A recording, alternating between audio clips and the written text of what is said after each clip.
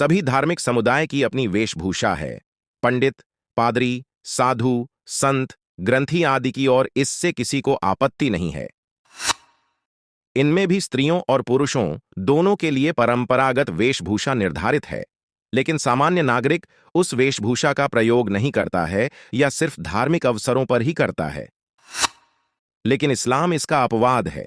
वहां हिजाब सभी सामान्य स्त्रियों के लिए निर्धारित पोशाक है, न कि एक धार्मिक कृत्य करने वाली नन, साध्वी जैसी स्त्रियों की। अगर कोई फोटो खिंचवाने के समय ऐसे बोरी में बंद होकर बैठे तो उसे क्या कहेंगे?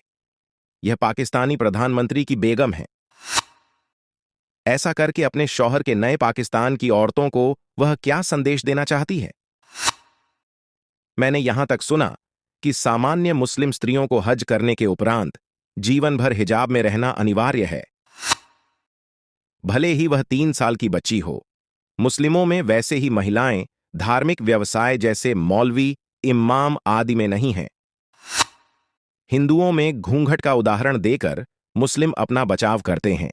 इसका प्रचलन गुप्तकाल तक नहीं था, लेकिन बर्बर आक्रमणकर्ताओं और अरबी लुटेरों के आने के बाद बुर्के के विकल्प के तौर पर यह आया था, और अब आजादी के बाद यह तेजी से खत्म हो रहा है। गांव में अशिक्षित परिवारों, पुरानी पीढ़ी में यह अभी भी है, पर शहरों में पढ़े लिखे हिंदुओं में आपको यह नहीं मिलेगा। लेकिन मुस्लिमों में आपको यह बेहद पढ़े लिखे नई पीढ़ी के परिवारों में भी मिलेगा। मुस्लिम समाज में समृद्धि आने के बाद हज जाने वालों की संख्या बढ़ी है, और उसी बढ़ी तादाद में बुरकानशी नौजवान औरतों के अलावा कम उम्र की बच्चियों तक को अब आप शॉपिंग मॉल में बुर्के में देख सकते हैं। मजे की बात यह है कि बुर्का हिजाब अरब के रेगिस्तानी इलाके की रेत और धूप से बचने के लिए इस्तेमाल किया जाता है। रेत के अंधदियाच से बालों को बचाने और पानी की किल्लत की वजह से वहां के पुरुष भी इसी तरह का पहनावा पहनते हैं। लेकिन भारत में भी उसी पहनावे को पहनना कुछ ऐसा ही है जैसे साल भर कोई बिना बारिश के रेनकोट या मई जून में स्वेटर पहने घूमे। फ्रांस और कई यूरोपीय देशों ने इस पर रोक लगा दी है। आतंकवाद एक नया कारण हो गया है हिजाब के खिलाफ। लेकिन भारतीय मुस्लिम पुरुष अरबी शेखों वाली रेनकोट टाइप की पोशाक हर वक्त क्यों नहीं पहनते हैं, यह भी मुझे समझ में नहीं आता है।